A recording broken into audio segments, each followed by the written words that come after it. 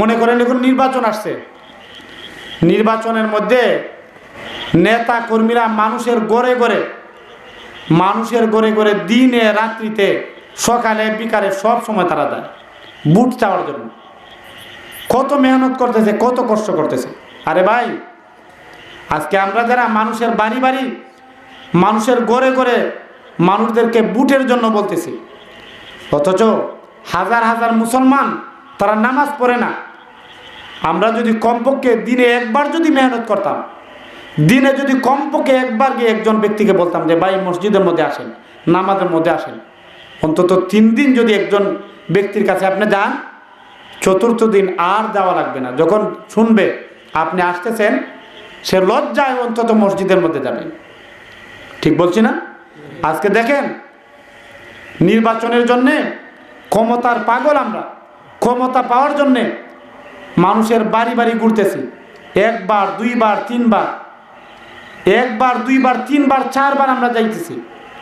আর যেদিকে যায় না তখন বলে অমুকের বাড়ি, আবদুল্লাহর বাড়ি আমরা গেছি না, ওই লোকটা মনে হয় আমাদের বিরুদ্ধে, ওরে গিয়ে আমরা একটু বুঝাই। আরেকজন বলে না, এখন যাওয়া যাবে না, এখন যদি আমরা যাই তাহলে টার্গেটের মধ্যে আমরা পড়ে যাব। তাহলে কখন যাব? আমার মনে হয় তার বাড়ি যদি রাত্রিতে যাই, রাত্রিতে গেলে কেউ দেখবে না, তখন ওই সময় তারে আমরা কি করব? ভোটের জন্য আমরা বুঝাইব। আফসোস, আমার মার্কার মধ্যে সে ভোট দিবে, যে কোনো মার্কা হোক, কোনো দলের নাম আমি নিতেছি না। আমরা একজন মুসলমানের দ্বারে দ্বারে একবার দুইবার তিনবার 4 বার যাইতেছি। কেউ কেউ তো আবার দেখেন ভোটের জন্য মানুষে কি করে 500 টাকা 1000 টাকাও দেয় না।